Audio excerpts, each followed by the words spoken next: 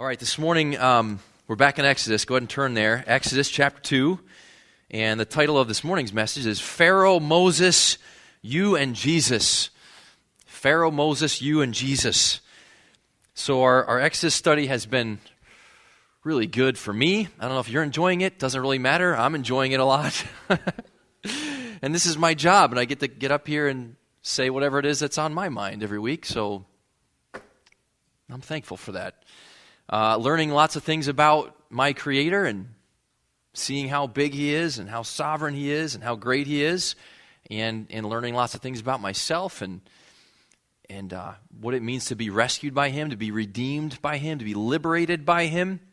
We've been saying along the way, and really the title of the whole Exodus series is a story of redemption and provision. That's who God is. He's a redeemer and a provider. And he certainly revealed Himself to be that with the Israelites thousands of years ago, and He's revealing Himself in the same way to us today. So this morning we're going to focus in on two historical individuals, Pharaoh and Moses, and then we're going to see parallels between Pharaoh and ourselves, Moses and Christ. Okay? And we're going to learn a lot from this ancient story, this historical account of what God did with His people way back then. First, I want us to think about Pharaoh, and before we're going to walk through chapter 2. But before we do that, for those of you who've been with us, you know we've been talking about Pharaoh, and last week I went into a lot of detail about what the pharaohs of those days were like, and what drove them, what motivated them, types of activities they were engaged in. I'm not going to go into too much detail this morning about that, but I just want to remind you that we said at the root, those pharaohs were just sort of a representation of all humanity in the sense that they were self-exalting. They were obsessed with themselves, obsessed with their power, obsessed with their accomplishments. And so everything they did as leaders of their empire revealed that self-exalting nature. And we talked about the elaborate and ornate buildings and the pyramids. Of course, you think ancient Egypt and you tend to think about the pyramids and how impressive they were. All of that was a way of kind of showing off, promoting themselves. And they had harems and all these women they were involved with. And then their military victories, they were always celebrating and bragging about their military victories. So they had inscriptions or hieroglyphics on the walls of their temples and other buildings just displaying their military achievements. And we said last week, and I want us to think about as we get started this morning, how Pharaoh is a type of self. We could say, in one sense, Pharaoh is a type of Satan. And when I say type, I mean like a symbol, like a real historical person and yet symbolic of a greater reality or more broad reality. And we could say, first of all, he's kind of a type of Satan. That self-exalting, self-promoting reality. And we can say Pharaoh is a type of self. Pharaoh sort of represents that part of us that believes lies, that part of us that is self-exalting, self-advancing, obsessed with our own achievements, our own attainments. Pharaoh represents that. And we said contextually here what's going on is Pharaoh is feeling threatened. He is both, this is fascinating, he is both the most powerful and the most insecure person in Egypt. Simultaneously, he is the scariest person in Egypt and he is the most scared person in Egypt. And at this time, he is threatened by the Israelites because they are growing, they're multiplying, they're growing in strength, and he fears their influence and what they could do basically to take him and his empire down. And so he has a twofold strategy, and we've been seeing it for weeks now. But the first part of that strategy was to afflict them with hard labor, to oppress them, to enslave them, and he had them working on all sorts of buildings and things, and he's just working them to the bone just to beat them down, to keep them down. And then that hasn't really worked. They continue multiplying. Well, then he came to another idea, which is basically genocide. Hey, kill all the sons. Kill all the Israelite sons that are born. And so he has this edict that comes down from his throne saying, kill all the sons. And whether it's the midwives, he started with them saying, hey, when you're helping an Israelite woman give birth, if it's a son, kill that child immediately. And then we said last week, he actually broadened it and told all his Egyptian people, hey, if you ever see and you encounter an Israelite or a Hebrew boy, throw him in the Nile River. And we talked about just how dark and evil that is, and yet it's just this result of his desire to advance himself and exalt himself. He's insecure. He's going to protect his own power. And so that's what's been happening. That's the context. But he is a type of self. He as we look at the villain of Pharaoh, we see also the villain within, because we, if we're honest, we can be egomaniacs. We can be obsessed with ourselves. We, just like he did, we view ourselves as kind of quasi-divine beings, preoccupied with our own importance, thinking that we deserve more than we have, and chasing after more, and feeling threatened and feeling insecure when someone or something gets in the way of what we want. We believe that our exaltation, getting our way in life, is the most important thing, the most satisfying thing. We want to keep other people down, put them down, and elevate ourselves. And we want to get for ourselves the best we can get out of this life. It's true of all of us. We do. And when something robs us of what we think we need, we are not happy about it, are we? We're angry. And we lash out and we fight for what we want, what we think we need. And this past week, I'm reading this book called Alone Together. This is written by a professor at MIT. She is an expert when it comes to the psychological implications of our involvement with technology in our day, whether that's the internet or screen time, all the things that we are preoccupied with, and the effect that has on us and what it says about our human nature. So it's a fascinating book. I'm only about a quarter into it, but I want to read to you something that I thought was really interesting. And the subtitle is Why We Expect More from Technology and Less from Each Other. And again, the title is kind of an interesting title, Alone Together. Why we expect more from technology and less from each other. So in this section of the book, she's talking about virtual reality. And all of you know about virtual reality. There's all different forms of it. Well, it's the goggles that you put on and you put yourself in another world. Or video games and how you play a video game and you're like immersed in this other three-dimensional world. And you're interacting with other people and you're networked through the internet. So there's all these other people playing. So she's just talking about that experience. And by the way, I want to say up front before I read this, I'm not in any way saying that somehow virtual reality or video games are inherently evil or any different than any other form of entertainment. They're just illustrative of some things that are true about our nature, okay? But she's describing a form of virtual reality and social networking called Second Life. Any of you heard of Second Life? This is probably old news now. This book was written years ago, so I don't know if Second Life is still popular, but it was like this online game type of thing. And this is what she says about it. The advertising for Second Life, a virtual world where you get to build an avatar, which is a representative of yourself in that virtual world. She says you get to build an avatar, a house, a family, and a social life. She says, finally, a place to love your body, love your friends, and love your life. On Second Life, a lot of people, as represented by their avatars, are richer than they are in the first life, a lot younger, a lot thinner, and a lot better dressed. Why are those things appealing? Because that's a world you can enter into and you can have more control. You can get more for yourself. You have more control than you have in this life. In the first life, we're just given the body we're given. We're put in the circumstances or situations we're put in. But in that world, you have more control. And so it draws us in. There's something really appealing about that. And I was thinking about Pharaoh and how he's trying to get his way. And we have our ways of doing that today, whether it's in real life or virtual worlds. And the reality is, as we pursue these things, we are enslaved. We are under the taskmaster. If we think about Pharaoh, he is a man who is enslaved to the commands in his own head that he needs to be more, get more, and he is also enslaving other people, telling them they must do more for him. He's enslaving and oppressing the Israelites. Work harder. We'll see as we get to a later chapter here in Exodus that he just keeps pushing them and pushing them and pushing them and accusing them of being lazy. Work harder. Why? For me. Produce what I want you to produce for me, for my exaltation, for my gratification. And I thought, wow, that's us too.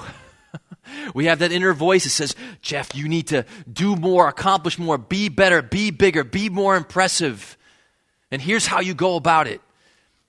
And simultaneously, I'm telling my wife and my kids, you need to be more for me. You need to do more for me. And I just need more from you so that I can be elevated and I can be satisfied. You see how that works? It's the voice of Pharaoh.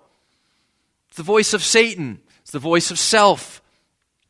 It's condemning, it's judging when you're not what you want to be. It's the voice that tells you you're not enough, you're despicable, you're disgusting, you're horrible. Or those other people are horrible, disgusting because of their failures to meet your expectations. It's all miserable, enslaving, exhausting. It's what we're stuck with in our natural minds, and it's the world we live in. And sadly, can even characterize the church oftentimes, where it's just this constant pressure to produce more, to become more, and sometimes self-exaltation is cloaked under this facade or mask of piety, but it's all the same. It's still self and that voice of Pharaoh within. It's no wonder that we're all so stressed out. I read another book, some research I'm doing for school, and I came across this statistic. Listen to this. 77% of Americans regularly experience physical symptoms caused by stress, including headaches, stomach cramps, achy joints, back pain, ulcers, breathlessness, skin problems, an irritable bowel, tremors, chest pains, or palpitations. 77%. It's probably higher than that, but that's what they found with that one study they did. You experienced those things. I experienced some of those things. I talk to people, and they describe their life to me, and they describe their stress to me, and you know what's underneath it all? I mean, things in this life just aren't going my way. Whether it's the traffic, or the people on my team at work aren't doing enough, or the pressure they're putting on me, or the members of my family. It's another. This book also talks, I don't know, sad, kind of funny too to me in a way, in my weird sense of humor. She talks about AI, right, artificial intelligence, and how more and more people are becoming enamored with robots. And how humans have an amazing capacity to develop affection for robots. And they're even saying that there are some who are advocating or suggesting that humans become more involved romantically with robots. You know why? Because robots are not judgmental. And robots are more likely to do what you want them to do if you program them. So carry on a relationship with robots. I mean, your lives, that's weird, right? But that's what we're kind of coming to because we got to have our way. My kids were fighting yesterday. My kids were fighting every day. And then yesterday, this happened.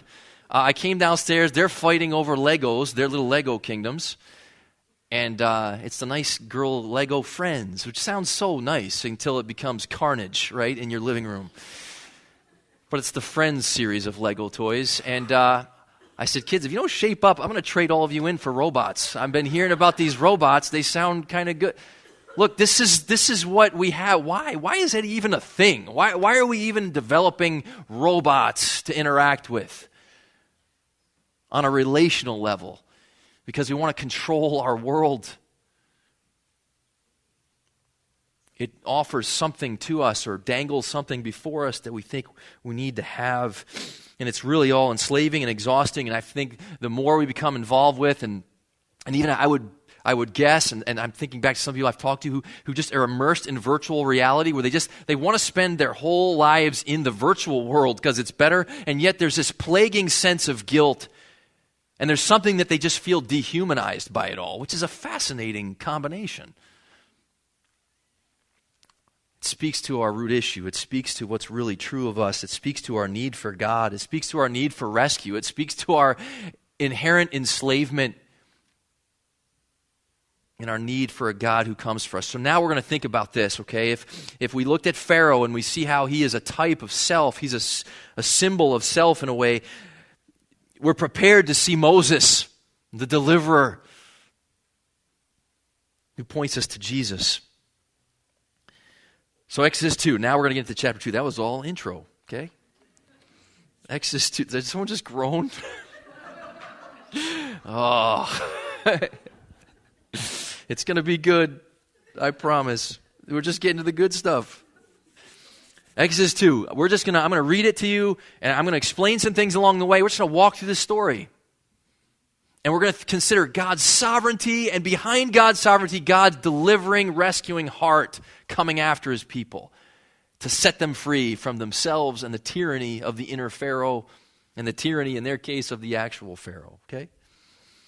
So start in verse 1. Let's read, first of all, verses 1 through 4. Now a man from the house of Levi went and married a daughter of Levi. The woman conceived and bore a son, and when she saw that he was beautiful, or good, literally in the Hebrew it's good, she hid him for 3 months. But when she could hide him no longer, she got him a wicker basket, covered it over with tar and pitch. Then she put the child into it, set it among the reeds by the bank of the Nile. His sister stood at a distance to find out what would happen to him. So we have this couple, 2 Levites, which is kind of foreshadowing because the Levitical line, the tribe of the Levites will become the priests, the mediators between God and Israel. So it's perfect, it's appropriate, it makes sense that Moses, the child born to this couple, would be a Levite priest. And it says, and remember the context, there's an edict from Pharaoh that what's to happen to all the male children? They're to be drowned in the Nile River.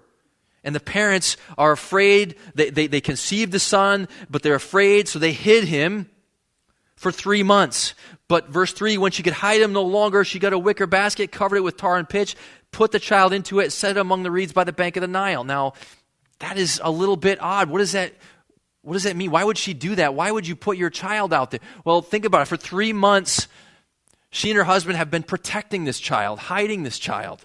Imagine the stress of that, day after day after day. We talked about last week a crying baby, and you're trying to keep this baby from making too much noise and getting noticed. And so they're living with that, and at some point it says in Hebrews 11, by faith they did these things. If you look at Hebrews 11, it points back to this story and says that there was faith in the parents. And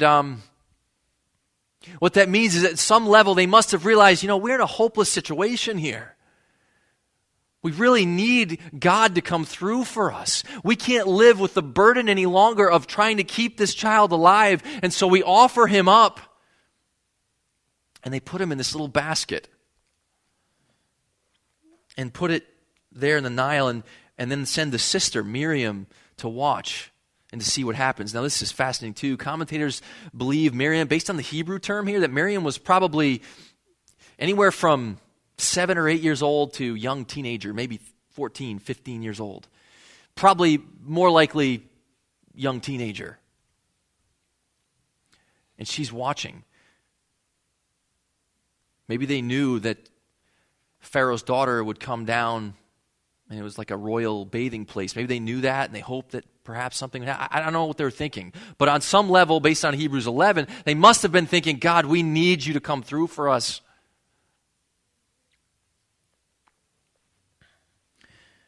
And so the sister stands there at a distance to see what would happen. Keep reading, verse 5. The daughter of Pharaoh came down to bathe at the Nile with her maidens walking alongside the Nile, and she saw the basket among the reeds and sent her maid, and she brought it to her. When she opened it, she saw the child, and behold, the boy was crying, and she had pity on him and said, this is one of the Hebrews' children. Then his sister said to Pharaoh's daughter, that is Moses' sister, Miriam, said to Pharaoh's daughter, shall I go and call a nurse for you from the Hebrew women, that she may nurse the child for you?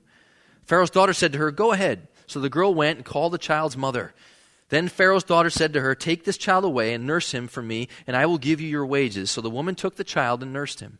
The child grew, and she brought him to Pharaoh's daughter, and he became her son. And she named him Moses, and said, "Because I drew him out of the water." And what are the chances here? I mean, that child's there, and lo and behold, here comes Pharaoh's daughter with her maidens. They see the basket. She opens it, sees the child, knows right away that it's a Hebrew child, just for fun, probably because of the whole circumcision thing. Says she has pity on him. And that word pity, it has to do with a desire to spare someone. She knows the edict. It's her father's edict, for crying out loud. She knows. She knows what's happening to the Hebrew boys. But she has pity. And then Miriam comes up, seeing the opportunity. And can you imagine just a little girl, the boldness it would take for her to come up and say, hey, do you need a nurse for this child? I mean, just think of God's sovereignty in that. His providential control of the circumstances.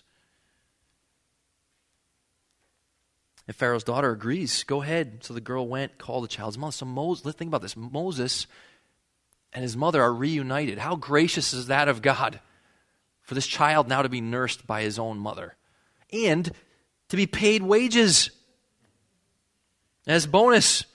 Verse 9, I will give you your wages. So the woman, Moses' mother, took the child and nursed him, probably for several years. The child grew. She brought him to Pharaoh's daughter, and he became her son, and she named him Moses. It's amazing.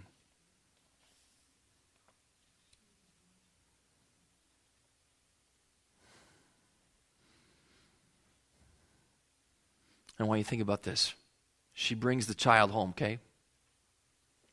Moses' mother hands Moses off to his new home, which is Pharaoh's household.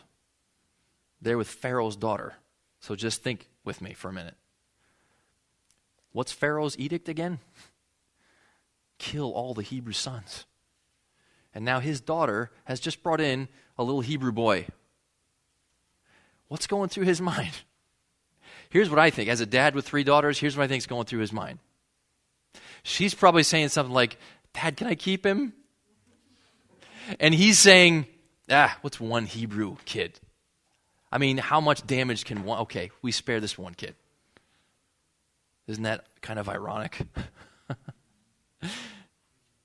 So he lets him stay there, and Moses is raised in this household, and it says, and if you look at Acts 7 and Hebrews 11, they give us some of the background details that we don't get explicitly here in Exodus, and it says that Moses was raised in this household, and he learned the ways of the Egyptians, he learned their customs and their language, and he was a skilled man in word and speech, which is interesting in light of what's coming later in Exodus.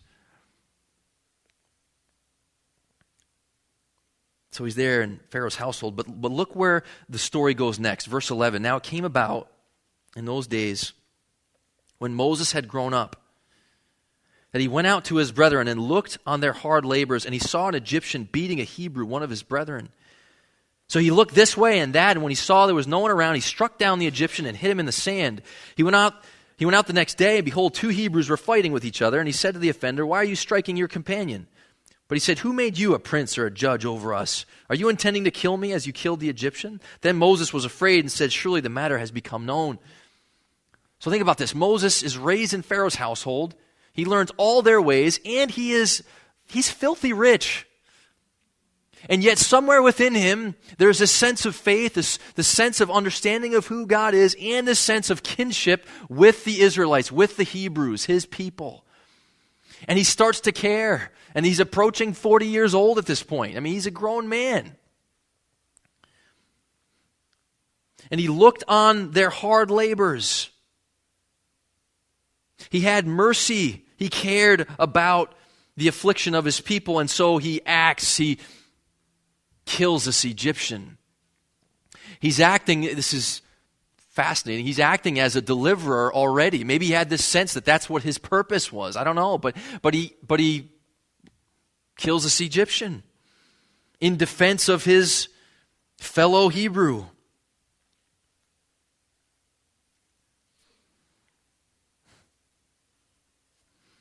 Listen to Acts 7:24 and 25. When he saw one of his people being treated unjustly, he defended him and took vengeance for the oppressed by striking down the Egyptian.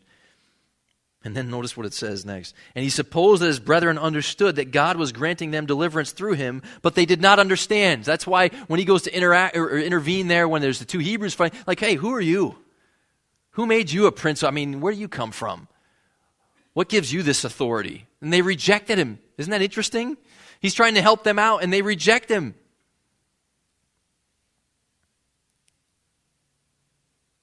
And they reveal that they knew about what he did to that Egyptian. And now he is scared. Verse 14, surely the matter has become known. Now he's thinking, I got to get out of here. Keep going. Verse 15, when Pharaoh heard of this matter, he tried to kill Moses. So now it's many, many years later. I think he's approaching 40 at this point. Pharaoh gets wind of this, and he wants to kill him. And what is he thinking? We were talking about this in our men's meeting the other day. We were talking about this chapter. And we're thinking Pharaoh's probably like, doggone it. Why did I let her keep that kid? If I only killed him when I had the chance.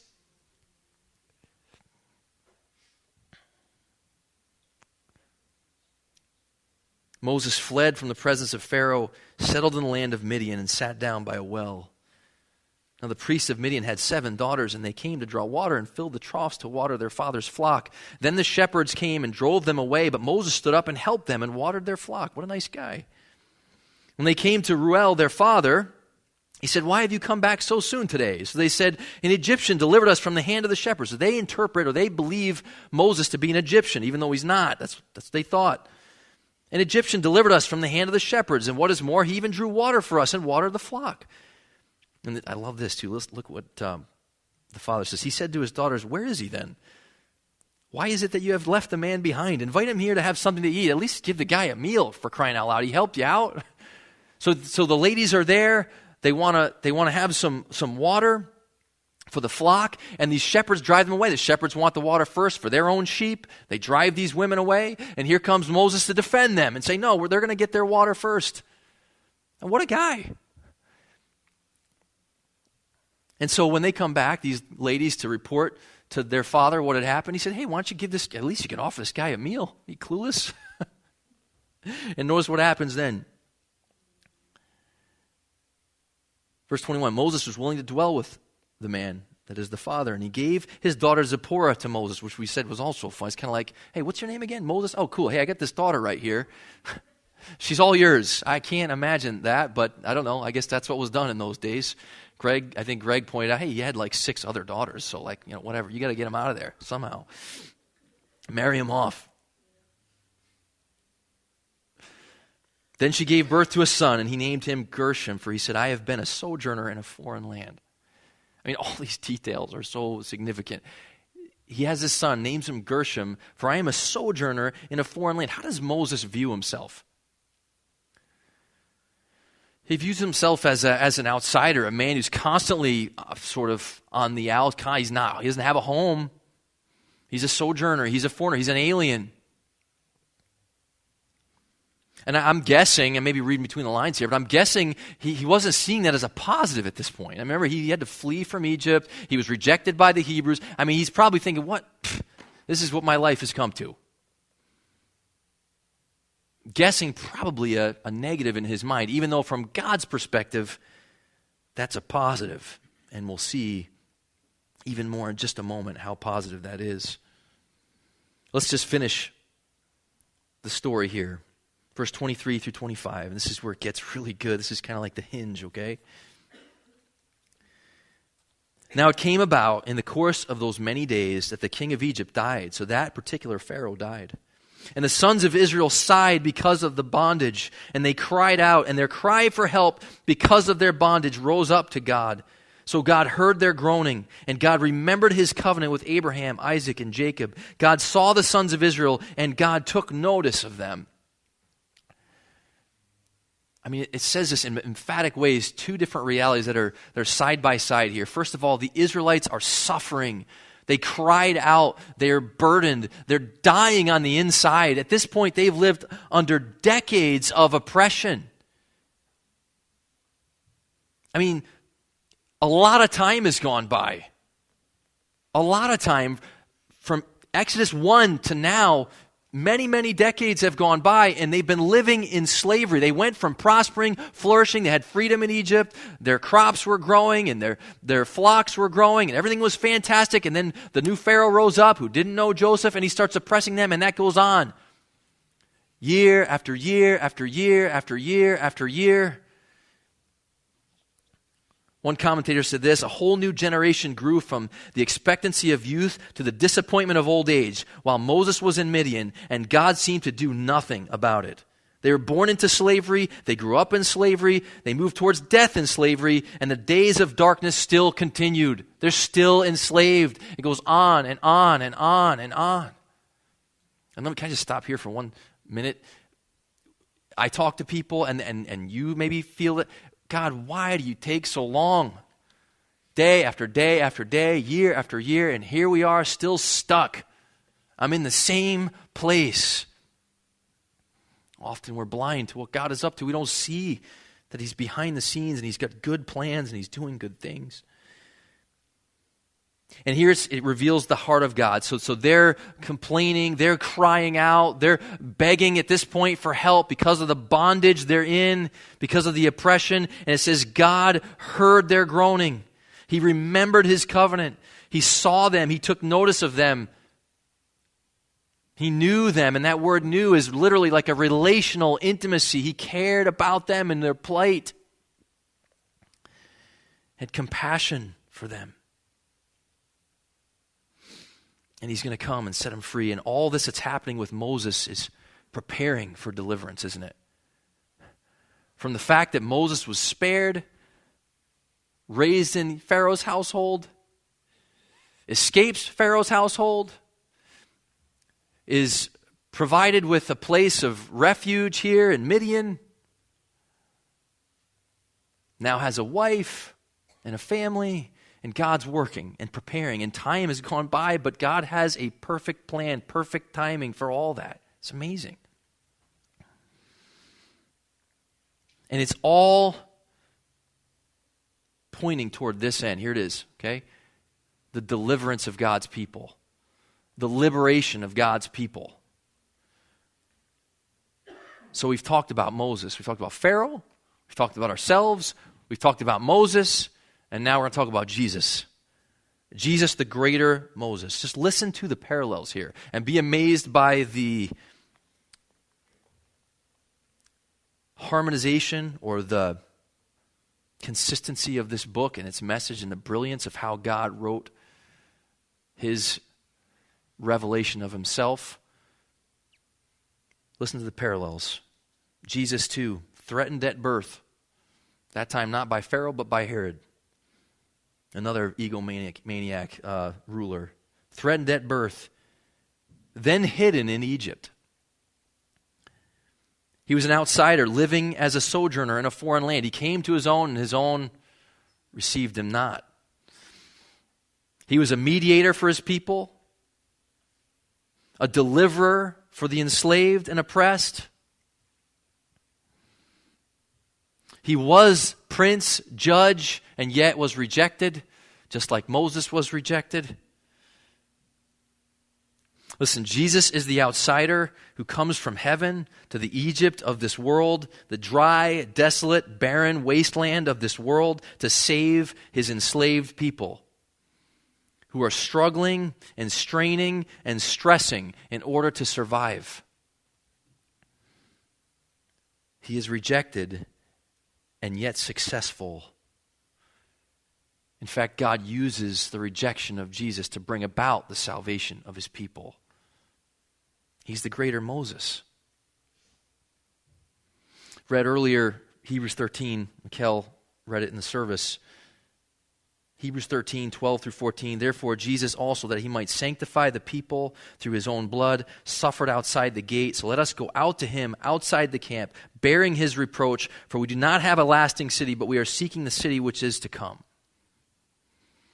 So as you think about your life, the circumstances of your life, the ups and downs of your life, parts of your life where you feel like you see clearly what God has done and what He's up to, parts of your life where you cannot see what God is up to.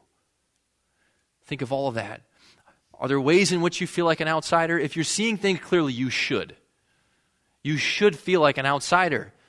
Because God says you're an alien and a stranger in this world. Christ was an outsider. He came from heaven to earth to rescue us, to make us his own, and to say, this place is not your home. That's what that Hebrew text is pointing to. He suffered outside the camp. He was a reject. He was very different. He wasn't like everybody else. He knew the truth. He knew real value is in a relationship with God. And the perfection of that relationship that's to come on the other side. And he redeems people and he rescues people from the enslavement that is their attachment to everything in this place. And every bit of enslavement and burden, and we feel exhausted, it always has something to do with what we want here, always. I guarantee it, always. And here's a Christ who loves us enough. Here's a deliverer who comes to rescue us from what it is we think we need to show us what we actually need, which is God. So he comes for us. Are you exhausted? Is the inner voice of Pharaoh beating you down? If so, this passage reminds us that God hears, he sees, he knows, he cares, and he's a deliverer. He's coming for you in his way, in his time. Through Jesus, he has already decisively delivered you from the penalty of sin. So you know there's no condemnation. You know you're forgiven. You know you belong to God. He is delivering you. He's using your life, your journey, as it were, through the wilderness of this world. He's showing you over and over and over again that there's no life here, that there's no real living bread here, there's no real living water here, but that he is that for you. He's teaching you that as you go along the path of life. He is delivering you, and he will deliver you. Finally, one day we will be translated from this world into the next, into the true promised land, where everything is clear, when we finally see things through the lenses of truth and only truth, and we see the value of our Creator God,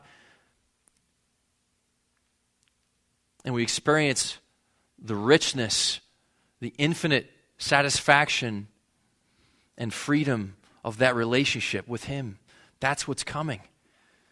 So he has delivered us, he is delivering us, and he will deliver us. That's the God, the author of the story of the story of the Exodus, the author of the story of the Exodus in your life. It's all the same. This book tells the same story in countless different ways, but it's the same story. God is coming, has come, is coming, will come to rescue us. It's who he is. Gives us meaning, gives us hope, assurance, no matter what we're going through. So I hope this morning, as you've heard this taught, that you have maybe a little bit more clarity about what's going on in your life, what it is you want, what you're treasuring, how that's affecting you, how that's poisoning you.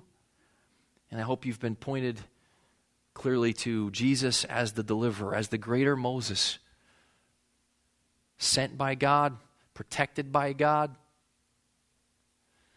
used by God to set you free, to provide for you redemption. Take upon himself your sin and to give you his righteousness, to give you a permanent, everlasting, invincible union with God. Let's pray. God, thank you for the story of the Exodus and what it reveals about your character. It shows us some things about ourselves first. Also shows us your character. And we think of Moses and the picture he is of deliverance. And we can only say, thank you for Jesus. Thank you for him. That's the only thing left to say. And thank you for the hope that we have because of him. In Christ's name, amen.